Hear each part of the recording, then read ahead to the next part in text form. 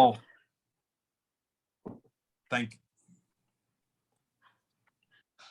you, Cesar. Literally, I just hit the record button on my side and I couldn't do it. So you read my mind. Good morning, good afternoon, good evening around the world. And I think most of us are in this hemisphere today and really pleased that we'll be having this Global Chamber Los Angeles meetup.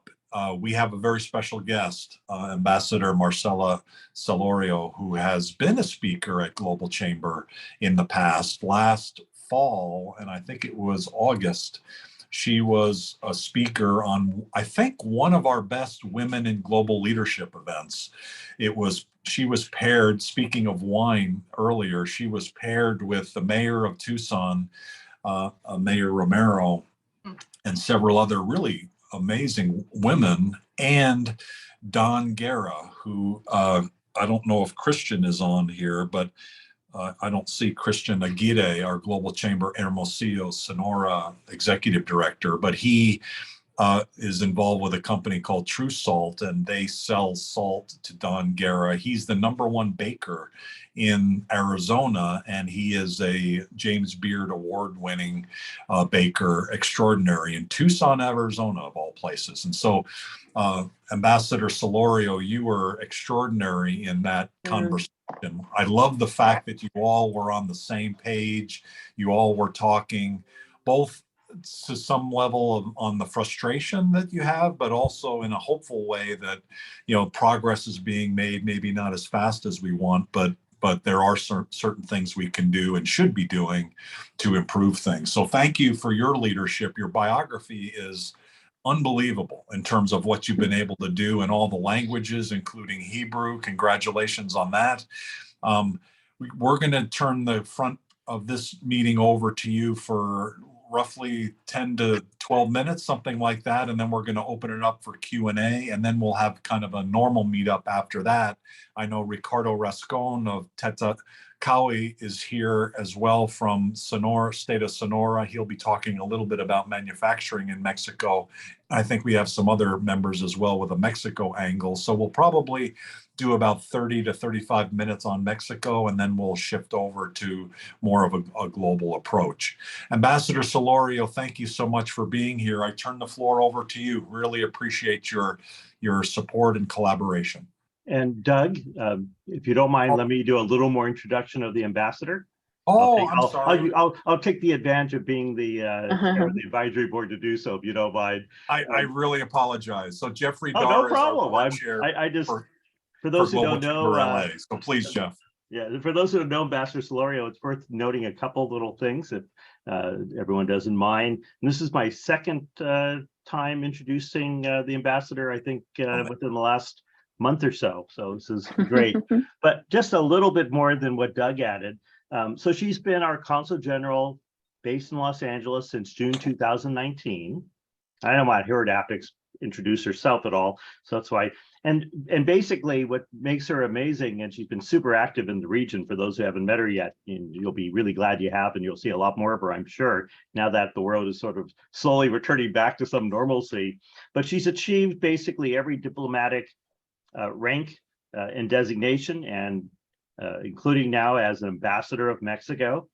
She does have a Juris Doctorate, so close to my heart as another lawyer, which is not as common. She has 2 master's degrees, worth noting, in diplomatic studies and another in defense and national security. She was based as the Consul General in San Diego for a while before we got her. And then I'll get back to that in a moment. She also has, as Doug alluded to, she has a diploma in Israeli history and social studies for when she was based in Israel. And she's also taught public international law. A little one of my, I'm no lawyer, so it's like, that's something close to my personal heart. And then the other thing, maybe we'll hear about today, but if not, we should hear about sometime. And that was when she was based in San Diego, right on the border, she developed the concept, and I know it's one of her, personal ambitions to explain, make sense, and implement, and that is cross-border diplomacy. And I'm not going to tell you what that is, because I now know, but maybe we'll hear about it now or another time. But we're very fortunate to have Ambassador Celorio with us, and we're hoping we'll see a lot more of her at Global Chamber. And if you haven't met her yet, you'll be very glad you did today, and you'll have more opportunities in the future, I hope, including at Global Chamber events in person. So with that, back to our ambassador. And thank you for coming today. Thank you so much. I really feel welcome to this forum. And Doug, thank you for your kind introduction. Also for my colleague, Jeffrey, since we're both of us are attorneys. So thank you for the Global Chamber, and to you all, and very nice meeting you. Well, to give you some context, I would like to share with you that here in Los Angeles, as you know, the Los Angeles County is almost 10 million people. From that is approximately 3.5 or almost 4 million are from Mexican descent or were born in Mexico. But the most interesting thing is that the Los Angeles representation oversees and supervises other 4 consulates that are Oxnard, Santana, Fresno, and San Bernardino. So all in all is like almost 10 million Mexicans that were born in Mexico and from Mexican descent. So you can imagine the challenges that we face every day with this kind of population, demanding citizen services, birth certificates, assistance and protection, you know, many sort of things. But the nice thing about my job is that we have also trade, we have economics, we are here to promote investment. And I would like to share with you that here with me today is Beth Hernandez. She's the Consul for Economic Affairs. So Beth, anything that you would like to dig in, she's ready to help. Thank you so much, Beth, for helping me with this presentation. So I would like to really stress the importance for me as Consul General in Los Angeles to have this opportunity to interact with you in Arizona, and for the second time, because as Jeffrey said, I developed the concept of cross-border diplomacy. And I think that this is not just because of my experience in San Diego and Tijuana, but because I am convinced that the border region is a special one, and it deserves not just that we talk about the border when bad things are happening, but also when to seize the opportunities that the border represents for both countries. And as you were mentioned before, you're very cosmopolitan, but for the rest of the world. So I'm gonna just give you some context. California is the second largest exporter in the US, with 11% of total exports in 2019 after Texas. Electric vehicles are something we all talk about nowadays, and also happen to be California's largest export. Los Angeles County has the highest GDP of any US county. That's very important to note. And if Los Angeles County were a country, it would be the 18th largest economy in the world, with a GDP greater than Saudi Arabia. So you can see there the presentation. There are the data. That's very important. Also, the LA County is the largest manufacturing center in the United States. It has the largest twin port complex in the Western Hemisphere. And then I know that Marisela Caraballo will talk about that, and the ports and the role of the ports now that we are facing this, global disruption in the supply chains. And we will talk, or she will talk, about nearshoring, ally shoring, friendshoring, and all these very important issues that we have to talk about nowadays. Now, talking about Mexico, is very important that we are aware that this is, we're talking about a $1.2 trillion economy, which is the 15th largest in the world. Mexico has 126 million people. So imagine that these are potential consumers, with almost half of them being middle class and a very young people. So that's important. You know, there's a pool of young and highly trained people. 40% more graduates in manufacturing and construction engineering than in the United States. Also, Mexico has one of the largest networks of free trade agreements with 50 nations. So this means a preferential access to over 1 billion potential consumers, representing over 60% of the global GDP. So, but we cannot deny that the crown jewel is the USMCA, which provides investment certainty to companies. I always say, and this, you know, Jeffrey, as an attorney and as a lawyer, I rather have rules of engagement than not have any at all. Because if you are in an agreement, the cost of living it or denouncing it is higher than if you don't have any rules at all. So I think that's very, very important. And it's not just economy and business, but it is related. And you were talking about that, about, for example, Valle de Guadalupe and all this boom in the Mexican cuisine and wine, becoming a wine state. And I think that there's a wonderful, wonderful opportunity.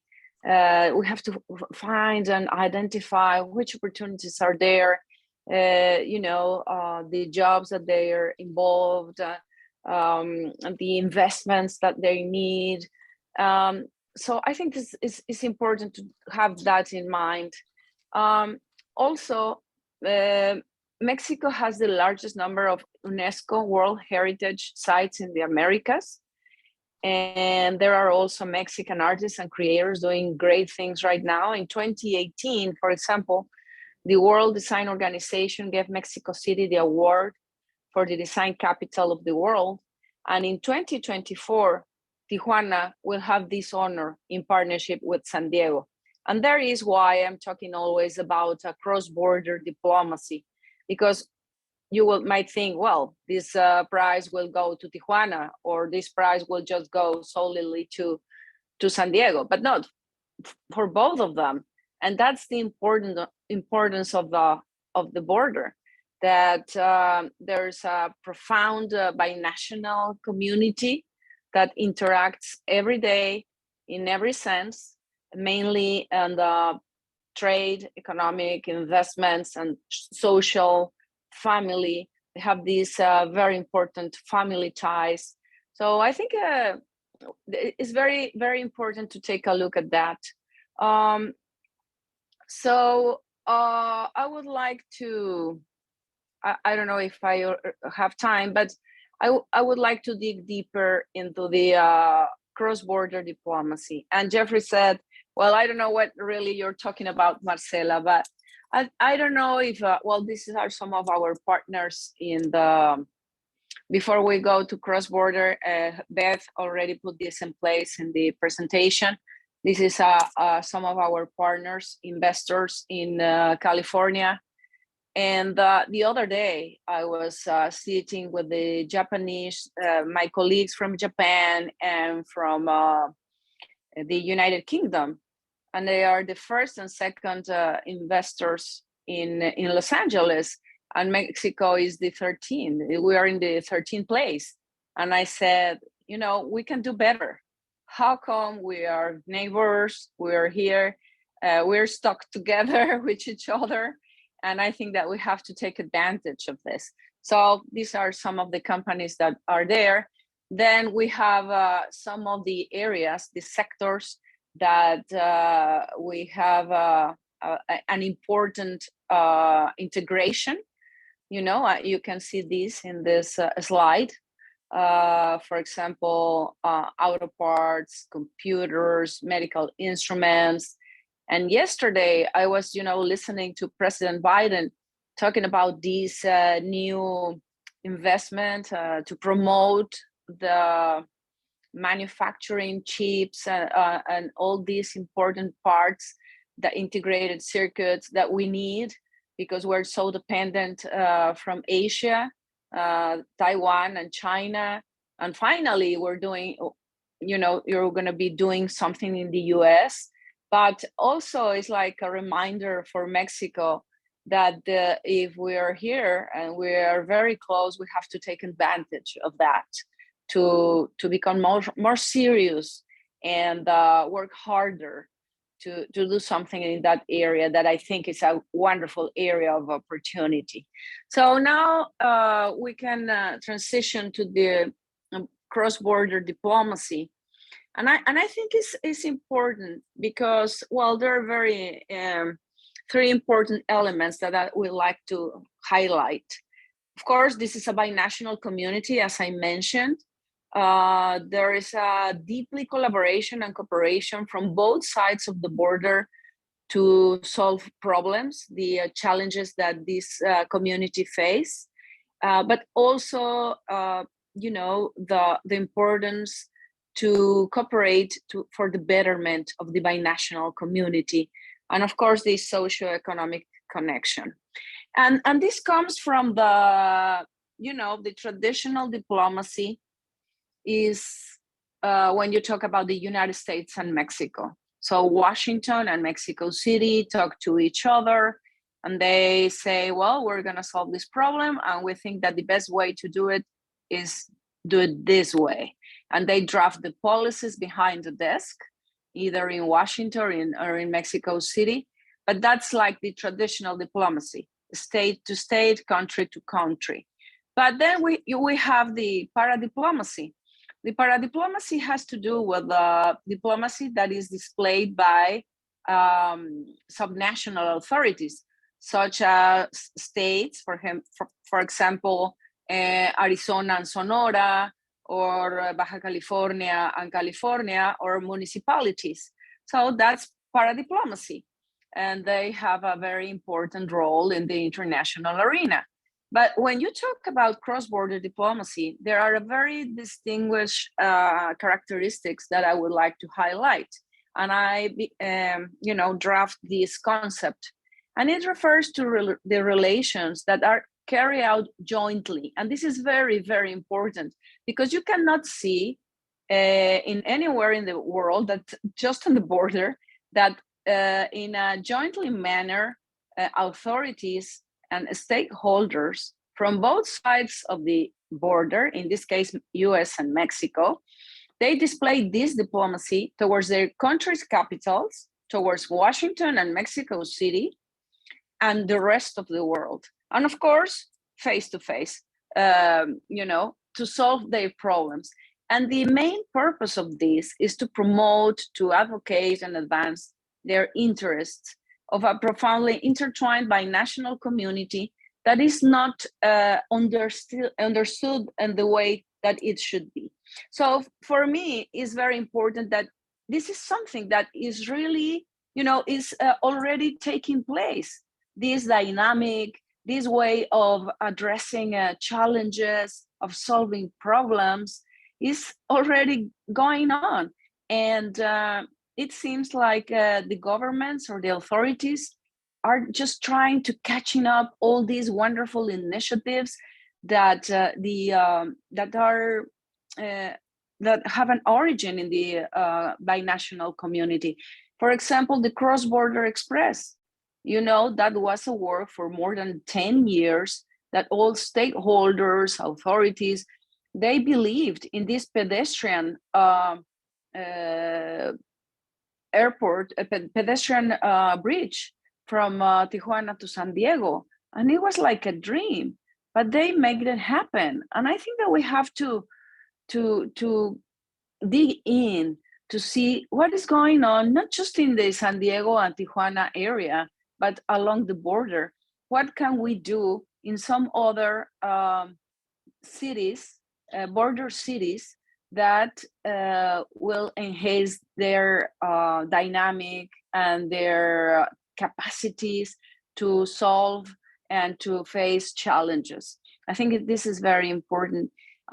We also have other examples in the Tijuana and San Diego area that I can share with you, but it will be fantastic that you're in Arizona, that you can tell me what have you identified in this manner that fits into this cross-border diplomacy that I am proposing to you, and that not just proposing, but that I live it, and I know that there it is for us as a tool to enhance the productivity and to leverage the binational community at the border.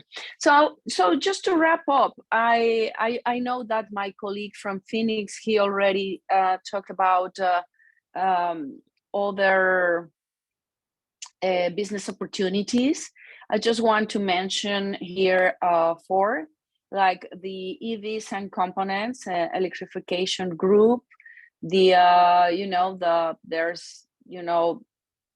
currently there is a United States and Mexico transportation electrification working group, and there's an initiative, and the Ministry of Foreign Affairs, the University of California are involved, and then they would like to provide to the proposals that are related to the transition of the automotive industry in Mexico and the United States. So there's a field of opportunity. Also filmmaking. I think that here in Los Angeles, we are in Hollywood. We have to take advantage, not just because of that, but we have, as I mentioned, a young pool of wonderful young people that are artists, that they would like to succeed in this very competitive area, but also for producers, for investors. And just this week, Mexico announced an initiative, one initiative that is aimed to grow our capabilities in filmmaking, including partnerships with content production companies, and industry association, academic exchanges, and training opportunities. So I think that there's another area of collaboration, not just within the United States here in Los Angeles, but with Canada as well. The Canadian consul here in Los Angeles, he's here to promote the filming industry. That's the creative industries. That's his main objective. And also the nearshoring, as I said, the medical devices, the aerospace industry, that is so important. And medical tourism. I don't know if you have go to Tijuana, but just going to the dentist, we have such a wonderful professionals, and is even cheaper than the United States. So I think that we can complement each other, and we should enhance the bright side of this vecindario, of this vicinity. I think that we have a lot of opportunities. Of course, there are a lot of challenges. I'm not going to talk about all that stuff today, but I would like to focus on the good side and the wonderful opportunities that we have between our countries. So that's it. I will leave it at that. I don't know if I comply with the time or it was too long, but thank you so much. Our pleasure. Do you have a few minutes just to answer a few questions? Of course. What wonderful. Jeff, why don't you kick off? Is there anything else that occurs to you after hearing the ambassador's presentation? Other than I think we should let everyone have a quick opportunity for some questions if Ambassador has the time. I will note that I did change my background to a photo of myself from the wine barrels at Casa de Vinos, which is one of the wineries I was leading to. It's been around since I think about 2010, so one of the more established, good, high quality. So just to make it appropriate, so I don't have a a French background. And here's Baja from my cell phone, so easy to do. So who has a question? Well, I would have one. So thank you for this very detailed and, let's say, encouraging presentation. This morning on Bloomberg, I forgot the name, his first name was Carlos. He gave actually investors insight into Mexico. I think it was great to get prepared for this meeting today. And they were telling that the climate for foreign investors in Mexico is not ideal right now, and that there is a mindset changing back to policies of the 70s, and even, let's say, shutting Mexico up towards foreign investors, which I think would, of course, be a shame. But what is your take on this? And maybe you can elaborate on this a little bit, please. Yes, for sure. Well, as you know, we used to have NAFTA, and the three countries, Canada, United States, and Mexico, were so committed to NAFTA. And then in the United States, you change government, and Donald Trump became to power, and he wanted to exit the NAFTA. So it was a very, very complicated negotiation for Canada, Mexico, and of course the United States to convince the executive branch of the United States or not to exit the NAFTA, because it was in against our own interests.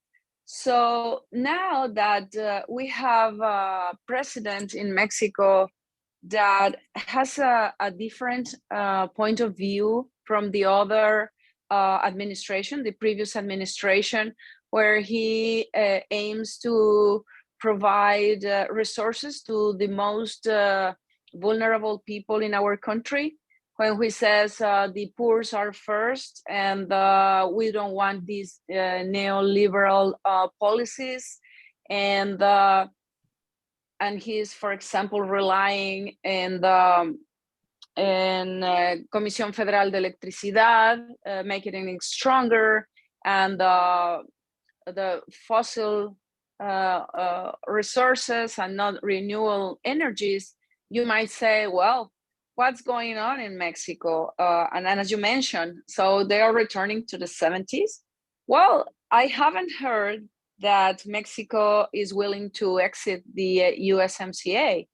On the contrary, when this was ratified, or signed by the presidents in 2018, the new government was involved in the negotiation, and this new administration, the Senate, ratified the USMCA. And now we're going to face a problem, because Canada and US are suing, this is a period of consultation before suing, because Mexico is not complying with the treaty in the area of energy. But I think that, as I said before, it's better to have rules than not to have them. So I will tell you, in times of uncertainty, we have to rely on institutions and the rule of law. And we have to strengthen the rule of law. And so far, there's a lot of talking, but investments and investors keep on flowing into Mexico, and there are a lot of opportunities that you can seize on. So the thing is to have the proper advice on how to navigate the Mexican system, because definitely we are different. Even though we are together, we are neighbors, it's very, very different. But I think that with the proper professional advice, you will be able to find amazing opportunities. And these kind of things happen between countries. But we have to keep on going, the private sector, and as I said, this wonderful binational community along the border.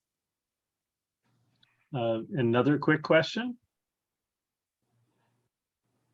And I'll ask a quick follow-up question. Am I correct, Marcela, Ambassador, that under the USMCA, nothing has really changed as to, for purposes of us exporting goods to Mexico, that virtually most tariffs and barriers are removed, and it's very simple. And nothing is changing in that front. That at least just want to make sure that's your understanding. Yes, nothing has changed. And as I said, if someone feels that their interests are not respected in any way, there's always a legal resource to challenge it and to protect it. Jeffrey? Yes. Is that a question, Doug? There's a Ricardo Rascon of Tetacawi probably can address the investment question, because the maquiladoras are having record years. Ricardo, would you like to kind of add to the question that Jörg asked, maybe address it and ask any additional question or add some additional context? Yeah, definitely. I'd be happy to build off what Ambassador Solorio shared. A little bit about Tetacawi. What we do is we help companies navigate Mexico. So we're headquartered in Tucson, Arizona, and we provide companies turnkey solutions to establish their own manufacturing presence. And as you can imagine, over the last 24 months, we've had a ton of inquiries. In fact, I've been here for about 10 years now.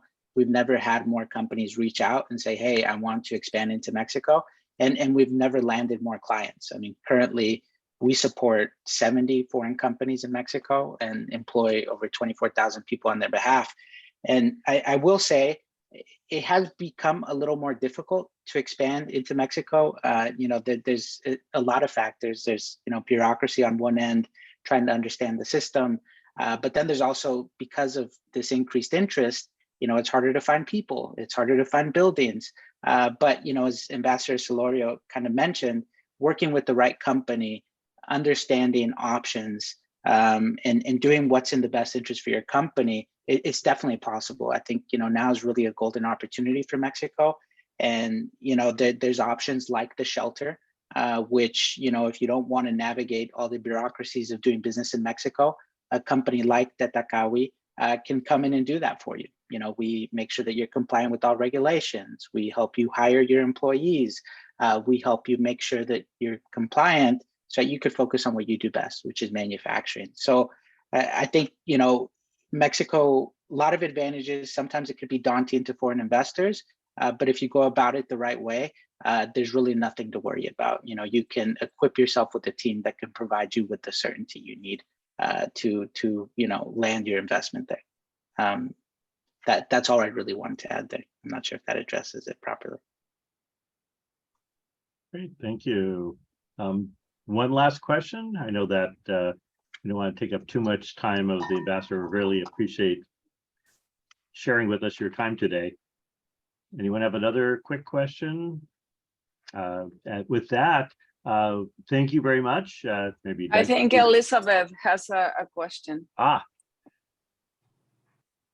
Thank you. I just have an observation, because I've been working with to bring our California manufacturers in to align with the manufacturers in the Baja industrial region.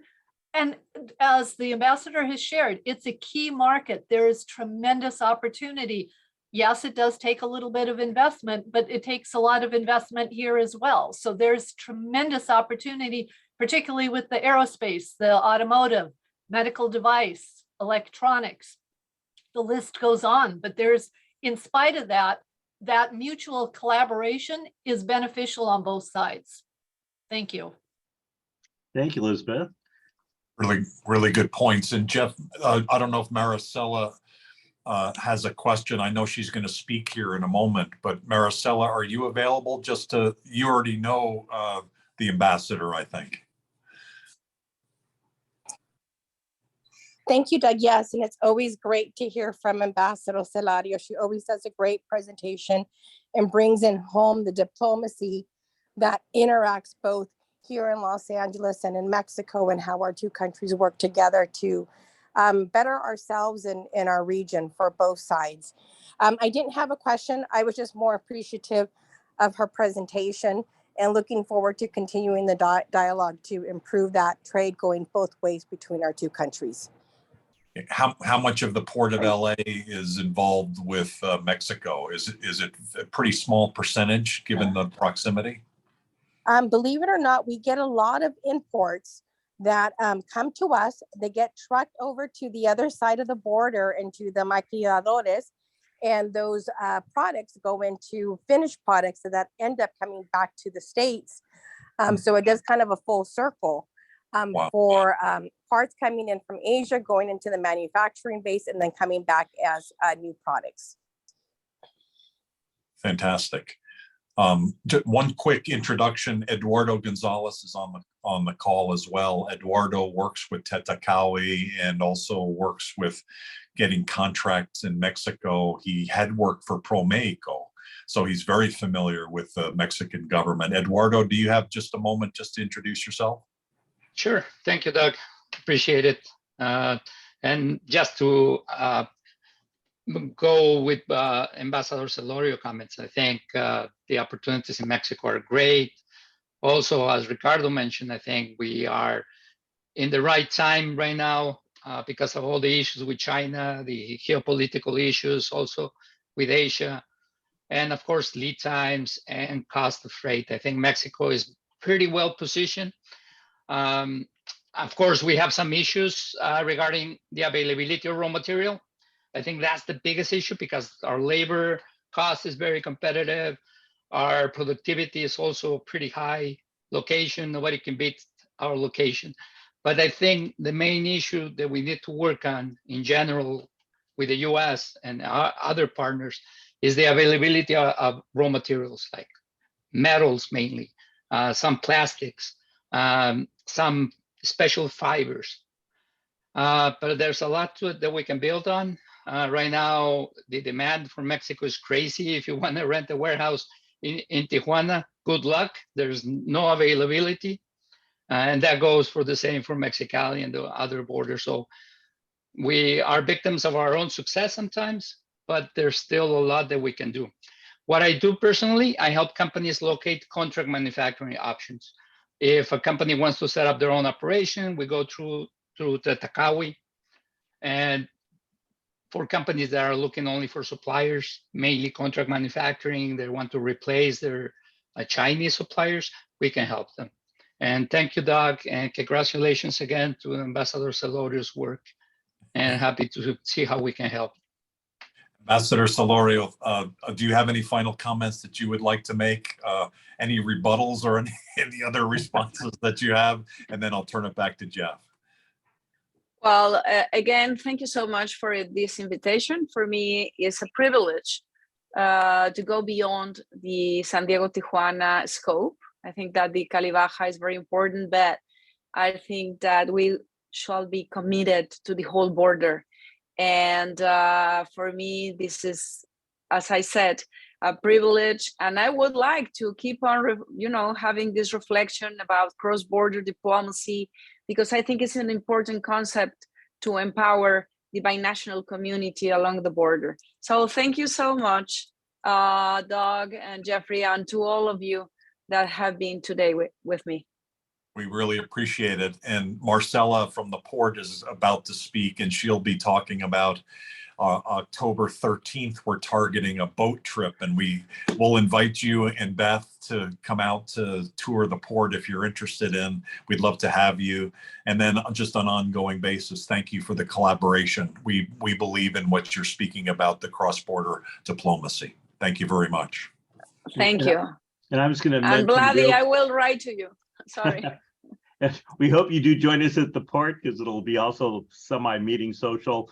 And Beth Hernandez, who we saw and heard mentioned briefly, everyone needs to have an opportunity to know, because she's a key part of the office. And while there may not be a Pro Mexico anymore, there is Beth and her team. So she's the one. Yes, Beth, she's the one to know. Thank you both. Thank you, Beth. Appreciate your help. Marcella, would you like to go next? What's the latest and greatest from the port? Hi, Doug. If you could just give me 5 minutes, I'm almost in front of a computer and I'll be able to go live. And if we can just get me for a moment, and I'll come back. Absolutely. our pleasure. Jeff, what would you like to do next? Well, maybe just to do it a little different, I want to give everyone a quick chance, particularly members, to say hello. And I see Beth's now on camera. So great. Maybe go quick around, and those of us who are here who have anything to note about what they have done or do currently with Mexico may be timely, and then we could do a quick, make sure everyone gets a chance to talk, since we are sort of having a border with Mexico meeting today as our meetup. We heard from several. Who else would like to share quickly what they've been doing or done with Mexico that's worth noting while we're talking about our neighbor across part nearby? Because I think LA to me is part of the border. I mean, it's just minutes in a car and you're at the border. So I think I saw Anita. Yeah. Hi. Well, since I do currency exchange for cross-border companies and also for individuals, I've helped a lot of people purchase their homes in Mexico to the extent that they need to send dollars, convert them to pesos. And so we help them do that less expensively. But it also holds true for people who may be sending payroll to Mexico, to the maquiladoras or anybody working down there. Or conversely, if somebody's importing from Mexico and need to make payments, we help with that as well. Great. Who else would like to share about Mexico while we're on our Mexico theme today? Elizabeth. Yes, I just wanted to share, I'm working with the Inland Empire District Export Council, and we will be facilitating a CalMex Aero Expo in San Bernardino Airport on September 22nd. And the idea is to engage more of our local California manufacturers to connect with the aerospace counterparts in Mexico. Arturo. Hey, thank you so much. Yeah, we're doing a lot of cross international business, specifically in software development. So what we're doing is, as Makila said, Akawi is doing a lot of manufacturing. We are doing something that we call mindfacturing. So we work a lot with software development companies who want to upgrade their software development teams with people in Mexico, so they get advantage of the excellent talent that Mexico can have in software development services. And obviously, they have better cost rates and everything. So that's what we've been doing for the last, I think, 4 or 5 years. So yeah, that's the main business that we have. And who else have we have not heard from would like to share? Gabriela. Yes, thank you. Oh, we'll go back to Arturo. Yeah. I am the Executive Director of Global Chamber in Queretaro, Mexico, and with my team, we are supporting companies to invest or manufacture in Queretaro, but more taking them by their hand to go like step by step what they decide to do. So that's what we are doing regarding investment and manufacturing in Queretaro, with my team in the advisory board. And Arturo, you wanted to go back and add? Sure. Arturo Zamaripa, ED in Central Mexico, and I am in Guanajuato, which is the Bajío area. If you guys are interested in exploring, investing, or would like to know more information about companies here in Central Mexico, please reach me. I'm going to leave my information in the chat. Thank you for being here, the opportunity. And anyone else? And I'll add in a moment, but anyone else would like to share this is obviously we're showing how important Mexico is to this group, because the number of people who have direct relationships, connections, business, and resources for everyone is outstanding. Just a little about some of my Mexico contact. I think everyone knows I'm a lawyer. One of my specialties is cross-border work. And so I've done a lot of things in Mexico, including organizing with the mayor of Guadalajara and the mayor of LA, doing business in Los Angeles program in Guadalajara. I've also done a lot of business transactions where I've assisted people coming in and out of Mexico, and particularly coming from Mexico to Los Angeles, including one of the largest private advertising companies who specialize in Latino market in the US and South of America, Latin America. And I've also done a lot of business disputes, including enforcement and recognition of Mexican judgments and US judgments in Mexico. So I work closely with a number of very good colleagues in Mexico. So that's something I have as a resource. And then, unless there's anyone else, if Marcella's ready, I don't know if you're at a camera yet or not, Marcella. Maybe you'll do the following real quick.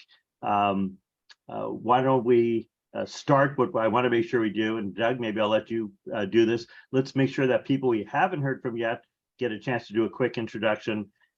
Feel free to use the chat, of course, to put in contact information, LinkedIn, whatever way would be a good way for people to connect. And everyone should take advantage of that to make sure that we're all connecting, afterwards. So Eduardo has raised his hand. Eduardo, did you have something else you wanted to add? I have a suggestion. Since you're going to visit the port in LA, what night do the second day and visit the port in Ensenada? That way, maybe we can get some umi and do a binational effort. I don't know, just an idea. But before you joined, actually, Jeff was talking about wine pairings he's done with sea urchin. And so we were talking about Baja. And so we're potentially are in on that idea. Thank you, Eduardo. Yeah, if I can help in any way on that part, let me know. Okay. I wonder if Maricela, we can divert the boat from coming back to port to going back to Ensenada. Now that would be something. That would be something. Good afternoon. If I may just very quickly introduce myself. My name is Marlene Marroquin. I'm the Executive Director of the U.S.-Mexico Chamber of Commerce, and we have a lot of... Thank you, yes, Marlene. yes. Thank I'm you glad so much. you joined us. I apologize for not putting my camera because I have a very bad internet today. But we work with a lot of companies that are interested in relocating to Mexico as well. We see an increase of U.S. companies trying to move their facilities and manufacturing to Mexico, very much so since the pandemic. So I think that, as we say, is the moment for Mexico to grow, to be prepared, in every way, to give the best service, and then later to retain those companies. They will stay in Mexico, just not a temporary solution, but a definite solution for many U.S. and international companies. And you're based in LA, and I think, did you come in through Anita, or do you know each other? Yes, with Anita. Yes, with Anita. Okay, very good. Anita, thank you for the introduction. And so does the U.S.-Mexico Chamber have activities in the LA area? We do. We work with a lot of different industries. I see some of my friends that are here on the program, and we do a lot of things with aerospace, medical, electronics, real estate, tourism, export, import, the maquiladora sector, entertainment. So we work in a various capacities, and I will be delighted to to connect with you if the chamber can service you in any way. That sounds great. Jeff, are you already connected to these guys, or? Happened in the past, but not as current as I want to be. So let's explore for everybody how we can all collaborate and make sure we're all connecting. I mean, to me, that's sort of the mission of our group, right? We want to include everybody, and particularly, those with our neighboring countries, particularly Mexico. So, absolutely. Thank you all very much. Thank you. Thank you for joining. Please, everybody, put your information in the chat area. We've got about 5 minutes left, and I think we definitely want to give the floor to Maricela. It looks like, Jeff, that she may be available. I see you. So that's a good sign, Maricela. Good to see you. Hi, everyone. Sorry, I was in between meetings and coming from the office back to this computer. So we had a great meeting earlier this week with Doug. It looks like we landed on a date. I'm just waiting to get confirmation on my end that we can secure the boat. But it looks like tentatively we're looking at October, I think 13th, for a visit to the Port of LA and a boat tour. And I know, Jeff, I know we were discussing also as well, what kind of a program you guys wanted. We'll do a Port 101, and the boat tour is an hour and a half. So we're looking at October 13th in the afternoon. It'll be a great opportunity for you guys to see what's happening at the port up close and personal. There's nothing like being on a boat and seeing a big container ship coming by, or a cruise ship coming by, or an oil rig. So you can see how things are moving at the port, and we can also discuss some of the supply chain issues as well. Cool. Wonderful. Thank you, Marcel. We really appreciate your hosting us. So you'll be getting more information soon on this.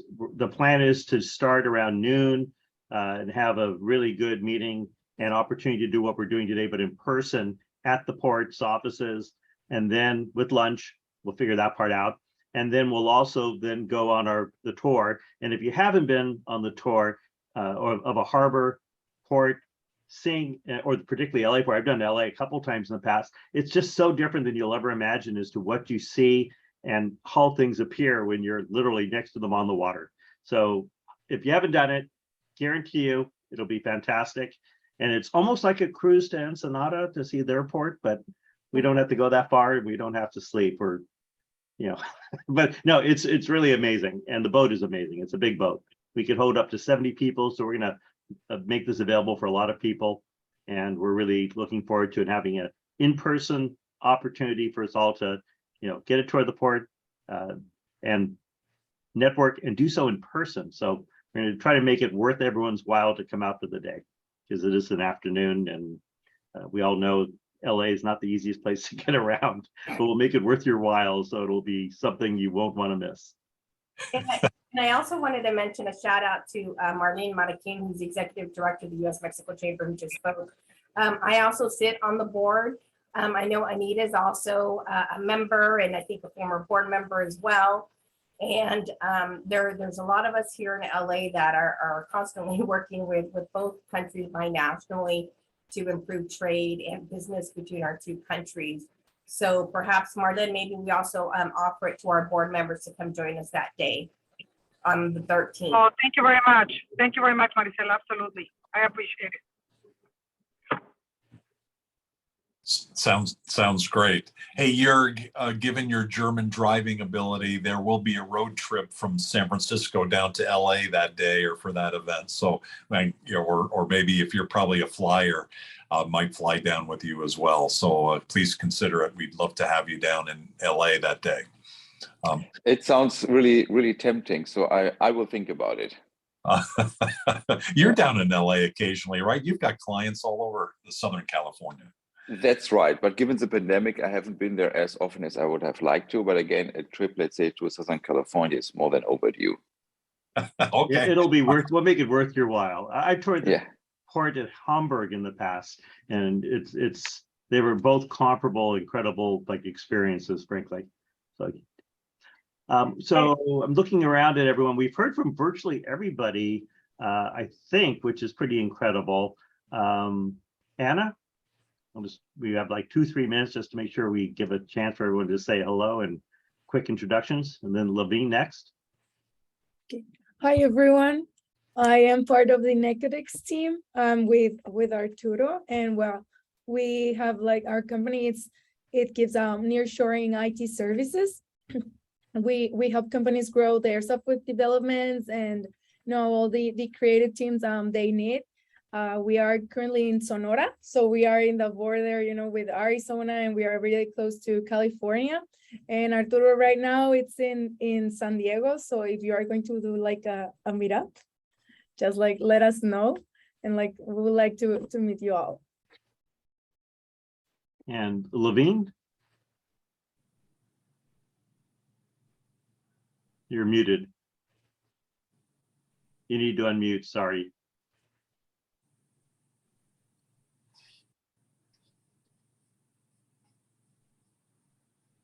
Well, in the meantime, I want to thank Maricela. Always very accommodating. Maricela was extremely accommodating always to our group and to all other groups. I took that boat tour some years back. It's an amazing experience, and I'm sure all of us will have a fantastic experience going to the port and and taking that boat tour again. So thanks, Maricela, for accommodating us again. I see Levine's unmuted. That's Terry Levine. Go ahead, Terry. Hello, bonjour tout le monde. I'm in France. So you're speaking of wine? I'm in the middle of it. Hello from Lyons, from the house of my grandmothers, in the middle of the Beaujolais area, the French wine. Voilà, so hello everybody quickly, because I have so many things to say. Can see a few of my devices. Unfortunately, sad news, I just buried my father. So in the local cemetery in the Beaujolais, my father died after a very long crisis of Alzheimer. It was a very progressive disease, which ended the last 4 months. That's why I was very had many problems with my mother. It ended with a regular crisis of madness. So I hope nobody will die from this form of Alzheimer. This is a slow motion, and then the last 4 months you have PTSD symptoms. Voilà. Bon, unfortunately, voilà, this is not a real vacation for me in France. I'm helping my mother to solve many problems we have here, because we own vineyards here in the Beaujolais Nouveau area in near Beaujeu. Voilà. Quickly, I'm Thierry Lavigne. I'm one of the 2 global advisors for the state of Utah. So yes, I come to France once a year, precisely to be the Lyons region, the region of my mother's, on my mother's side, basically. I'm a business developer for small business. I also work as an entrepreneur between France and French-speaking countries and the US. I do social media with winixon.com. We specialize in helping small, medium business in rural territories grow the business. I also work in the tourism industry, the food industry. So here you don't see all my bottles of wine. I need to go to the cellars downstairs. So next time I'll try to be on the cellar. Basically, this is what I do. Voilà. Sad news. Voilà. Really sorry to hear that, Terry. Voilà. Really. I will say you look great without the beard, though. It is a false bird. I'm also an actor working for the cinema. I'm a French-English translator for literature, media, movies. The bird was explained by the fact that I'm a permanent member of the Pony Express Association. We are the association that recreates this famous event that took place between 1860 and 1861 to carry the mail by horseback between Saint Joseph, Missouri to Old Sacramento, California. Voilà. And we are an association of passionate people. Every year we do this event. 6,000 members, 14,000 horses are used to this operation between all the states, between Missouri and California. So I take care here of the Western Wyoming and Utah. And yes, I had the first bird because we had a filmmaker from New York who wanted to do a movie about us. Voilà. So many Pony Express riders had birds. Voilà. So you should have seen me on my horse. Voilà. Amazing. Terry Levine. So I think we went a little bit over, Jeff. Yeah, I'll turn it back to you. We have just 2 minutes more. Francisco, do you want to say a quick something? We haven't heard from you, I don't think. Francisco. I'm not sure. And then last, while we see if Francisco jumps in, let me go back to Vladdy, who let me just thank you. Make the Francisco, please proceed. Francisco, real fast, just a minute. We made it free for you. Go ahead. Didn't want to forget you. Thank you very much. My name is Francisco Peña. I'm an attorney, Mexican attorney doing business in the US. I live and work out of McAllen in Texas, the south tip of Texas. And we do transactional business, helping US companies invest in Mexico and Mexicans invest in the state of Texas or the US. As global as it can be, we attend in my law firm several clients that are Fortune 500, even to the smallest or medium small business. We also take care of them in the immigration, both sides of the border, and labor matters, especially on labor and environmental matters. I'm getting my certification on compliance officer. So basically, that's what I do for a living. Right now, I'm on vacation and dropping off my kid in Notre Dame in Indiana.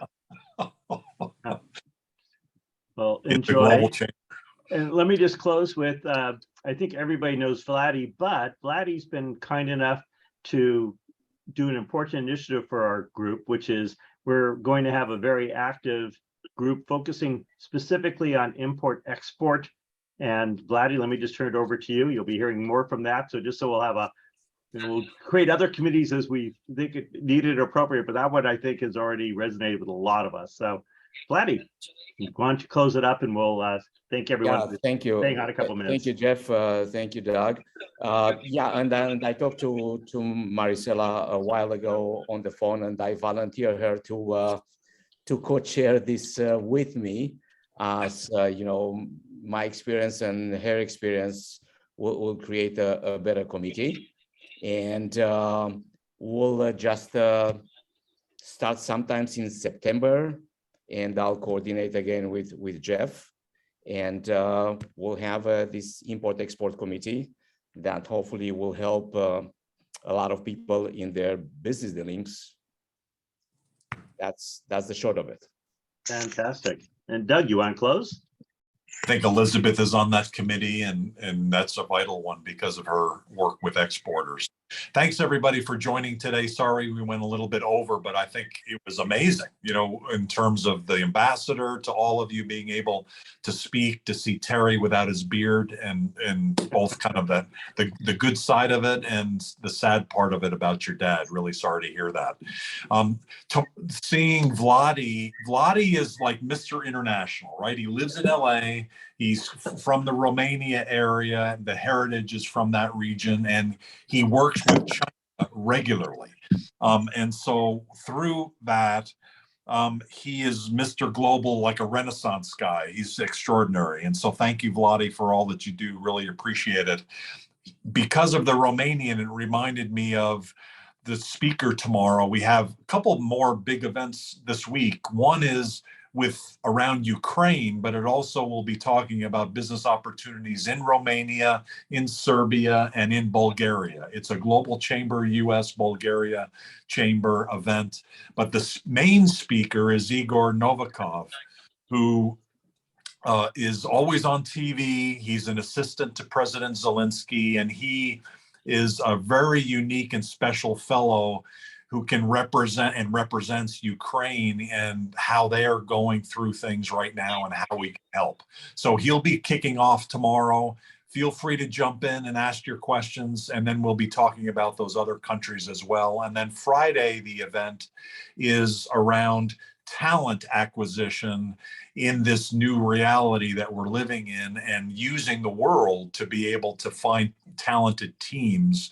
And so we have member Reese Marks out of London, who will be presenting a variety of different speakers who will be talking about case studies on how they've used diversity, equity, and inclusion in their hiring and been able to create some great global teams. So thanks, everybody. Jeff, that introduction you did of the ambassador was as good as they get. I really appreciate what you did there, and I feel really bad for almost skipping over you. So I'm thankful that you interrupted.